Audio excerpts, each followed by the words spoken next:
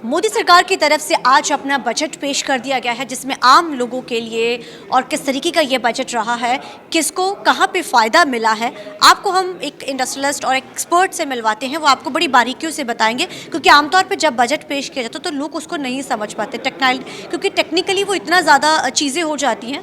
आम लोगों को समझने के लिए हम आपको एक एक्सपर्ट से मिलवाते हैं, जिस समय हमारे साथ मौजूद है। सर, आज बजट पेश किया गया है, आम भाषा में आम लोग ये सिर्फ ये समझना चाहेंगे ज़रूर आपसे, कहाँ किस सेक्टर में किसको कौन सा फ़ायदा हुआ है, यंगस्टर्स से लेकर हर जो कहते हैं ना, हर कैटेगरी को कहाँ कहाँ फ़ायदा हुआ है। जी, मैं इस बजट को 4 हिस्सों में बाँट देता हूँ जी। इंडस्ट्री, इंडिविजुअल, इंफ्रास्ट्रक्चर और इनोवेशन। ओके। तो अगर इन चारों को अगर आप प्रोस्पेक्टिव देखेंगे तो बजट ने सबको धीरे-धीरे कहीं न कहीं टच किया है। सबके लिए एक ये 12 लाख वाला was quite a surprise, but मुझे लग रहा है कि गवर्नमेंट न्यू कि इस स्टेज के ऊपर अगर हम लोगों के हाथ में पैसा देंगे तो नेचुरली उनकी एक जो एस्पिरेशंस हैं वो पूरी तभी होंगी जब वो बिना लोन लिए इसी पैसे के साथ consumptions, investment, saving, shoppings, aspirations पूरा करेंगे तो नेचुरली ये पैसा फिर दोबारा सिस्टम में जाएगा जो डिमांड क्रिएट करेगा फॉर इंडस्ट्रीज़ और अल्टीमेटली जीएसटी के पर्सपेक्टिव से गवर्नमेंट को भी बेनिफिट होगा। तो this is an indirect way of incentivising common people कि भी please use best out of this money. Similarly अगर आप इंडिविजुअल्स की और बात करें तो startups is something where we all have proved our self in the last so many years, right. अगर हम टॉप 3 में आए हैं और इसके बाद भी हम 5 ट्रिलियन, 15 ट्रिलियन, 20 ट्रिलियन की बात करते हैं तो उसमें स्टार्टअप्स और एमएसएमईज़ का एक बहुत बड़ा योगदान रहा है और रहेगा भी। तो वहाँ पे मुझे लग रहा है कि इन्होंने जो फंड ऑफ फंड्स बनाए हैं, क्योंकि हर एक बंदा रिस्क ले लेता है, टाइम और एफर्ट भी डाल देता है, बट जो कैपिटल इन्वेस्टमेंट है वो लोग सोचते हैं कि भी if I can get from some kind of support system.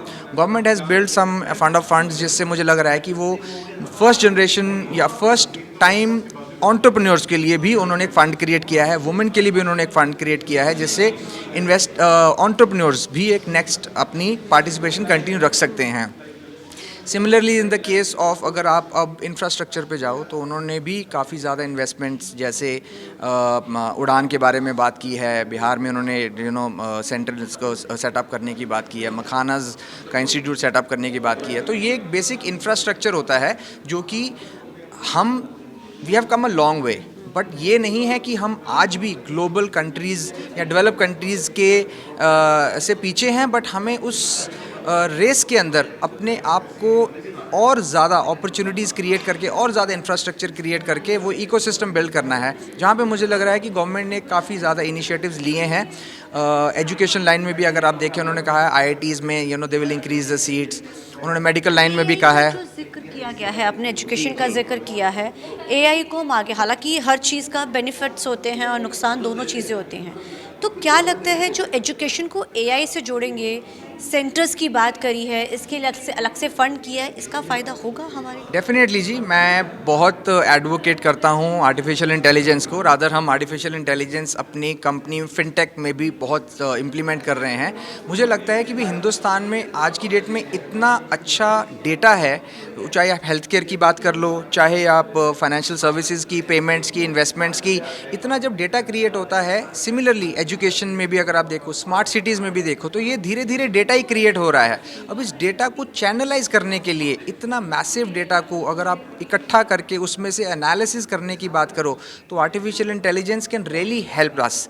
अभी भी आर्टिफिशियल इंटेलिजेंस में बहुत कुछ होने वाला है और बहुत कुछ हो रहा है। तो जहाँ से हमने अब इम्प्लीमेंट कर रहे हैं, हमने कल भी MEYT का सुना कि वो भी एक आर्टिफिशियल इंटेलिजेंस के ऊपर और ज़्यादा फर्दर फंड करके इन्वेस्ट करना चाहते हैं।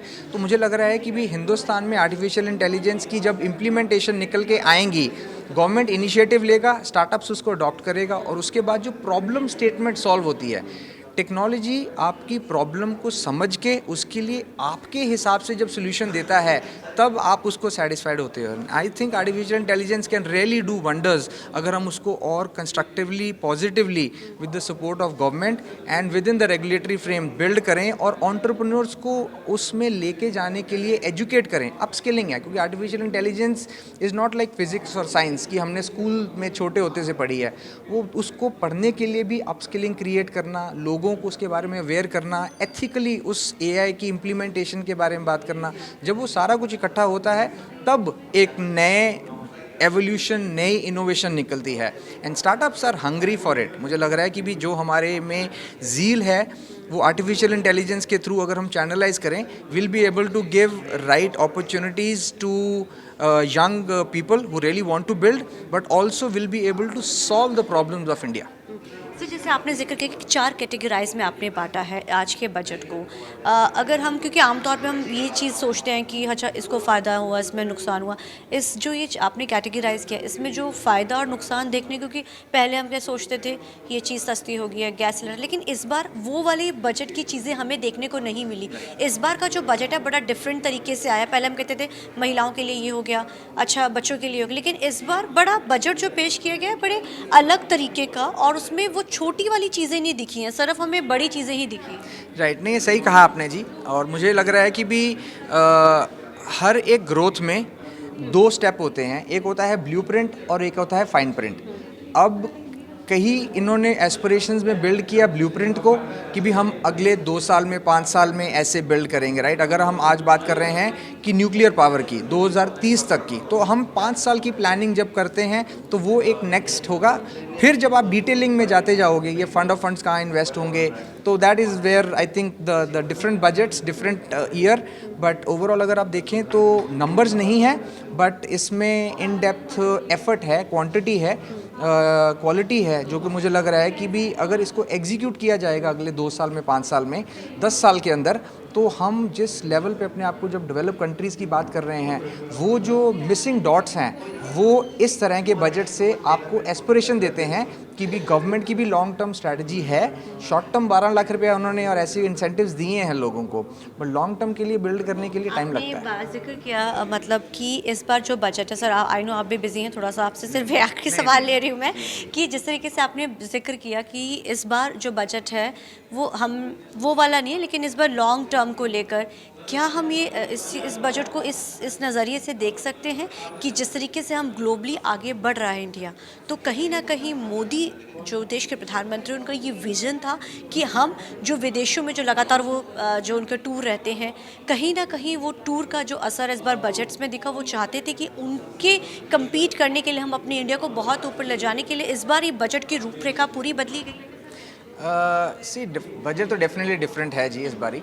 अब ये है कि भी उन्होंने सबके लिए कुछ ना कुछ रखा है। जैसे मैंने कहा, इंडस्ट्री के लिए, एमएसएमईज़ के लिए भी उन्होंने एक इंसेंटिवाइज किया है, इनोवेशन के लिए भी हमने किया है। तो मुझे अगर आप देखें कि भी हमारा कंपटीशन, अगर उन्होंने विद इन स्टेट्स की बात करें तो उसमें भी उन्होंने एक स्टेट इनोवेशन इंडेक्स का एक नया बजट में हमने सुना था, बाकी फाइन प्रिंट में जाएंगे पता लगेगा। तो उन्होंने एक हेल्दी कॉम्पिटिशन इन्वायरमेंट क्रिएट कर दिया कि भाई विद इन स्टेट्स भी हम एक दूसरे के साथ अब डेटा ड्रिवन अपनी इनोवेशन के ऊपर फोकस करें। और सिमिलरली जो हमारी देश की ग्लोबल एस्पिरेशंस हैं, अगर हम अपने आप को डेवलप कंट्री बोलते हैं, तो वो डेवलप्ड होने के लिए बहुत एफर्ट, बहुत काम करना पड़ता है, और वो जनरली लॉन्ग टर्म से निकल के आता है। स्पेशली कई ऐसी चीज़ें जहाँ पर आपकी डिपेंडेंसी कम हो सके। पेट्रोल डीजल के ऊपर अगर हम कम जाएंगे तो हमारा जो फिजिकल डेफिसिट है उसको हमें इम्पैक्ट पड़ता है। सिमिलरली अगर हम सोलर की तरफ जाएंगे तो दैट्स प्लस पॉइंट। अगर आप ग्लोबली भी देखो तो विंड एनर्जी बहुत ज़्यादा यूज़ की जाती है, सोलर एनर्जी, अब nuclear power is something which we are talking about. तो ये सब चीज़ें माइलस्टोन्स हैं जो कि जब अगले बजट्स आएंगे तब इनको और ज़्यादा नेक्स्ट लेवल ऑफ इम्प्लीमेंटेशन में लेके जाया जाएगा। But yes, our competition is internally but also with the world.